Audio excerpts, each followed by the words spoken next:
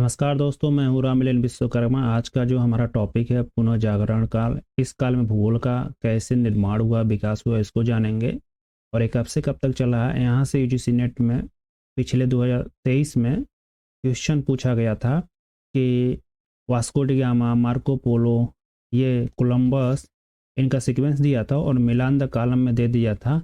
यहाँ पर 4 ऑप्शन 1 2 3 4 बना के और कौन क्या किए हैं। तो यहाँ से बहुत सारे स्टूडेंट ये क्वेश्चन गलत भी कर दिए थे। तो ये पुनः जागरण काल के ही दौर ये कार्य हुआ था।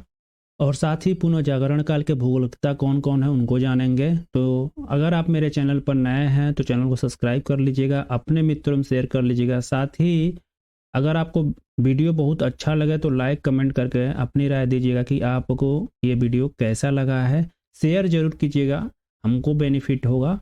भूगोल का पुनर्जागरण काल जो है इसको हम पुनरुत्थान काल भी कहते हैं। ये आपको ध्यान रखना है। ये क्वेश्चन पूछा नहीं गया, लेकिन एग्जामिनर का कब मुड़ के आप बन जाए पूछ ले। और साथ ही ये कब से कब तक चला है, 1250 ईस्वी से लेकर 1700 ईस्वी के बीच जो भी कार्य हुए हैं वो पुनर्जागरण के काल में आएंगे। जो भी भूगोलकता आएंगे वो आएंगे। लेकिन ये देखिए, बहुत सारे जो भी विद्वान हैं जिन्होंने किताब लिखा है उनमें मतभेद है। कोई 1800 तक मानता है, कोई 1250 से 1700 मान रहा है। तो जो एक्चुअल है वो मैं यहाँ पर लिख दिया हूँ। ये पूछा नहीं गया है, लेकिन जैसे कि आपको अंध युग का पूछ देता है और अब का पूछ देता है कब से कब तक चला, ये भी पूछ सकता है एग्जामिनर। तो आपको ये याद रखना जरूरी है। अब साथ ही पुनः जागरण काल को, ये जो दौर है ये जो चला, इसको फैक्ट फाइंडिंग एज कहा जाता है। इसमें बहुत सारे ऐसे खोज हुए हैं जो फैक्ट पर विश्वास करते हैं। और ये देखेंगे आप, जितने भी एक देश के दूसरे देश के भूगोलवेत्ता हैं, एक देश से दूसरे देश ट्रैवल किए हैं, नई नई चीज़ों के खोजे हैं, इसीलिए इसे फैक्ट फाइंडिंग एज कहा जाता है। जैसे कि मैं अभी आपको ऊपर समझाया हूँ, देखिए यहाँ नोट डाउन भी किया हूँ। नए नए मार्गों, द्वीपों, महाद्वीपों, प्रदेशों की खोज की गई है। अब अगले पॉइंट से यहाँ समझते हैं। 13वीं शताब्दी में मार्को पोलो ने वेनिस से चलकर सोवियत रूस, मध्य एशिया, मंगोलिया, पूर्वी एशिया एवं पश्चिमी एशिया की लंबी यात्रा की थी। तो ये क्वेश्चन पूछा जाता है कि जो मार्को पोलो है शुरुआत कहाँ से किया था अपना यात्रा का, तो याद रखिएगा वेनिस से। और एंड कहाँ किया था, पश्चिमी एशिया। तो ये आपको ध्यान रखना है, यहाँ तक मार्को पोलो यात्रा किए थे।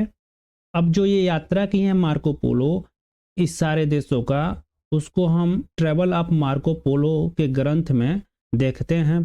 अब यहाँ पर देखिए, क्रिस्टोफर कोलंबस 1492 में नई दुनिया अमेरिका की खोज की थी। देखिए यूजीसी नेट में ये मिलान द कॉलम में ऐसे ही उठा के पूछ दिया था कि कोलंबस ने कब अमेरिका की खोज की थी, मिलान द कॉलम में। अगला पॉइंट है, 1500 ईस्वी में पुर्तगाल यात्री अमेरिगो वेस्पूसी अटलांटिक महासागर को पार कर दक्षिणी अमेरिका पहुंचा था और उसके नाम पर ही दुनिया का नाम अमेरिका रखा गया था। तो ये आपको याद रखना है। एक यूरोपीय जो यात्री है उसने दक्षिणी अमेरिका की खोज की और इसी के नाम पर क्या पड़ा, आपका अमेरिका नाम पड़ा था। साथ ही 1498 में वास्को डी गामा के पाप गुड होप होकर भारत पहुंचा था और ये केरल के काली तट पर उतरा था। ये आपको ध्यान रखना है। ये भी मिलान द कॉलम में क्वेश्चन पूछा गया है। और ये क्वेश्चन भी आया है, मैगलन ने 1520 ईस्वी में पश्चिम की ओर से नौसंचालन कर एशिया पहुंचने वाला प्रथम यात्री था। उसने पहली बार समस्त संसार का चक्कर लगाया था। ये क्वेश्चन पूछा एग्जाम में, ये भी मिलान द कॉलम में ये आया था। फिर से आपका ये कोलंबस का आया था।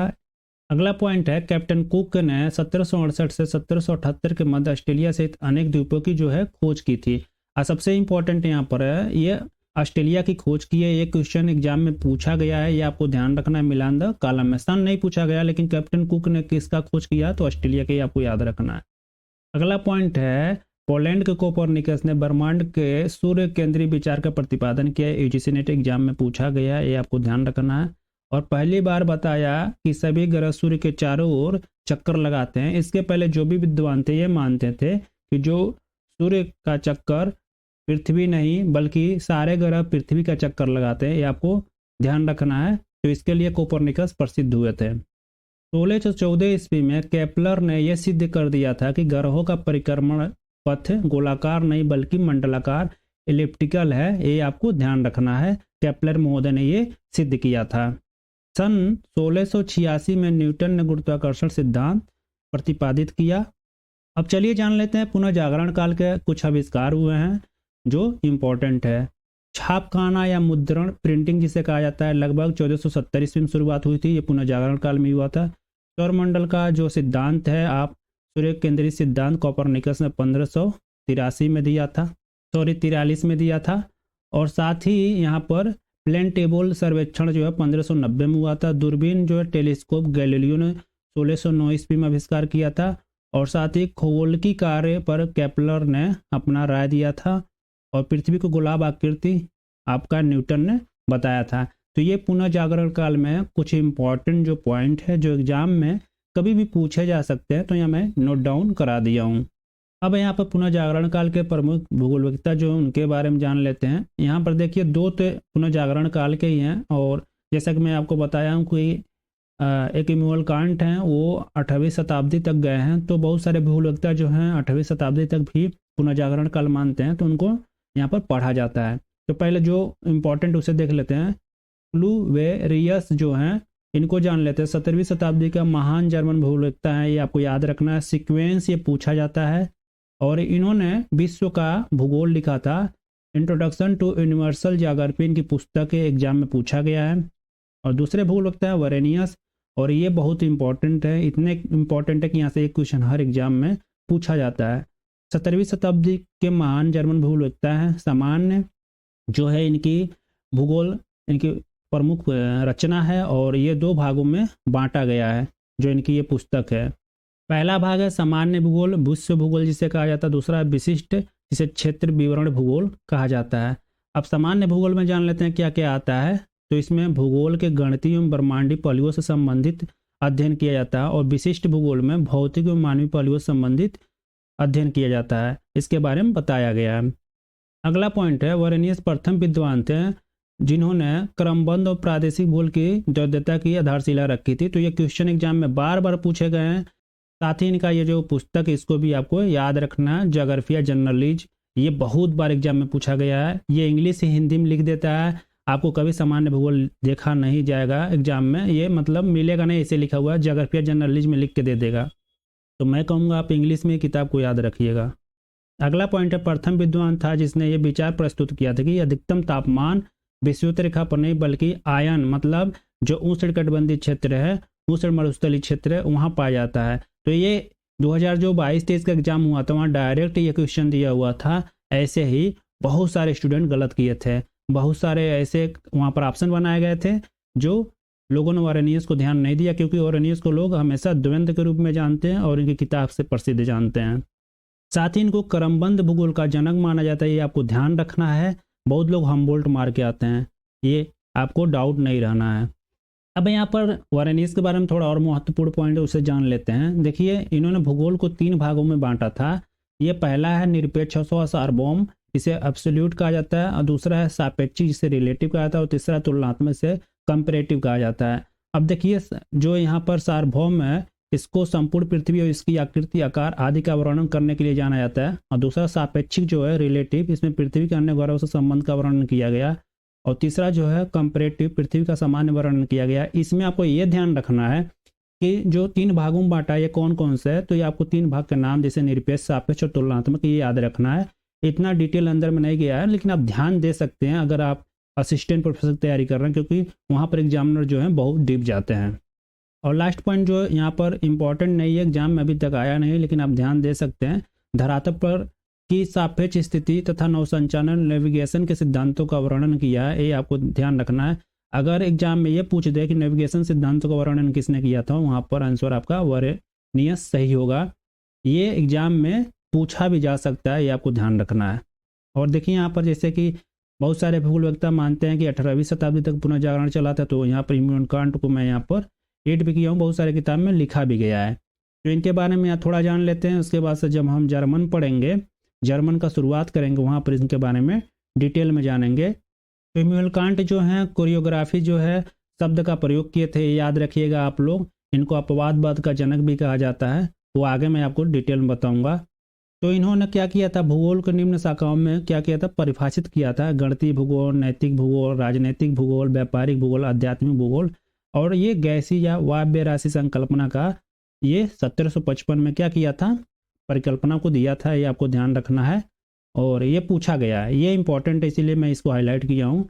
और साथ ही ये जो इनकी परिभाषित शाखाएं हैं भूगोल की, इसे ध्यान रख सकते हैं कि किस पर इन्होंने काम किया था। तो ये 5 हैं, इनको आप ध्यान रखिएगा।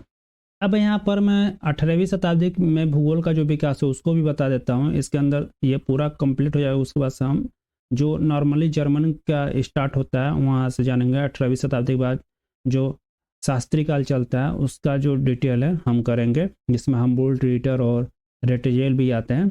तो पहले हम इसको जान लेते हैं। यहाँ पर पहले जो भूगोल होता है 18वीं शताब्दी में, ये बुश्चिंग है। ये 6 खंडों में यूरोप के भूगोल का नामक ग्रंथ प्रकाशित किया था। इसे आप याद रखिएगा, एग्जाम में पूछे नहीं गए हैं, लेकिन ये मैं मेहनत से खोज के लाया हूँ।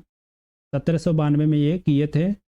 और इनका दूसरा इंपॉर्टेंट पॉइंट है, प्रथम भूगोल वक्ता हैं जो भौगोलिक चिंतन के इतिहास में जिन्होंने जनघनत्व को भौगोलिक कारक के रूप में प्रयोग किया था। ये आपको याद रखना है। भौगोलिक चिंतन के इतिहास में क्या किया था, जनघनत्व को भौगोलिक कारक के रूप में प्रयोग किया था। ये आपको पॉइंट ध्यान रखना है, एग्जाम में एग्जामिनर का कब मूड घूम जाए ये कोई नहीं जानता। दूसरा पॉइंट है गेटरर, ये संक्षिप्त भूगोल की रचना की थी और सर्वप्रथम इसकी ग्रंथ में प्राकृतिक क्षेत्रों का वर्णन मिलता है, ये आपको ध्यान रखना है। तीसरे जो जीवने हैं, ये इनके बारे में उतना डिटेल नहीं मिला है। इनका सीक्वेंस आप लोग याद रखिएगा, ये सीक्वेंस बहुत काम आता है। जब रिलेट करेगा, ये ऑप्शन उठा के देगा तो आप लोग ये देखे रहेंगे कि ये तो 18वीं शताब्दी भूगोल लगता है, तो इससे आप क्लियर कर सकते हैं। इसके बाद ही हम बोल्ट आते हैं, ये आपको ध्यान रखना है। रीटर आते हैं, तो आस्कर पेस्चल आते हैं, आपको वानथ्यूनन आते हैं। ये सीक्वेंस आगे मैं लिखा हूँ डिटेल में, जहाँ से क्वेश्चन हर बार पूछे गए। चौथा यहाँ पॉइंट है फास्टर बंधु, ये फास्टर ब्रदर्स है, 2 लोग थे। और ये जो हैं इनके बारे में क्या जानना है आपको, प्रथम महान जर्मन विधि तंत्री जो है मेथडोलॉजिकल भूगोलवेत्ता माने जाते हैं, ये आपको ध्यान रखना है। और साथ ही यहाँ पर मैं आपको बताया इमैनुएल कांट जो है अपवादवाद के जनक आदर्शवादी थे, ये आपको ध्यान रखना है। इनका कोटेशन था, मुझे पदार्थ दो मैं ब्रह्मांड का निर्माण करूंगा। और भूगोल का वर्गीकरण विज्ञान के रूप में किया था। और इनके जो वरेनियस एवं कांट का काल, उसे हम चिरसंवत काल के नाम से जानते हैं। ये आपको मोटा मोटी जो इंपॉर्टेंट है, जो एग्जाम में पूछे गए हैं, ये जो मैं हाईलाइट किए वो सारे पूछे गए हैं। तो यहाँ पर हमारा 18वीं शताब्दी और पुनः जागरण काल कब से कब तक चला और उसके भूगोलवेत्ता कौन कौन थे तो समाप्त होता है। अगर आपको ये वीडियो अच्छा लगा तो कमेंट जरूर कीजिए, वीडियो को लाइक करके अपने मित्रों में शेयर कीजिए जिनको फ्री में पूरा भूगोल पढ़ना है। मैं संक्षेप में वही पढ़ा रहा हूँ जो एग्जाम में पूछे जाते हैं। आपको मैं यहाँ पर एक डेमो भी दिखा देता हूँ, देखिए मैं बहुत मेहनत करता हूँ प्रतिदिन। देखिए इतना आपको सीक्वेंस में शायद कहीं आपको किसी ने यूट्यूब पर शायद ही बताया, मुझे जानकारी नहीं है, लेकिन मैं मेहनत कर रहा हूँ। ये सीक्वेंस एग्जाम में बार बार पूछे जाते हैं और यहाँ से अगर आपका सीक्वेंस क्लियर मैं करा देता हूँ तो ये क्वेश्चन वैसे बन जाते हैं। तो मेहनत मैं कर रहा हूँ तो उसका फल आपको मिले, मैं यही सोचता हूँ। मिलता हूँ आप सभी से नेक्स्ट वीडियो में। अच्छा लगे शेयर जरूर कीजिएगा, उनको शेयर कीजिए जिनको पढ़ने की रुचि हो।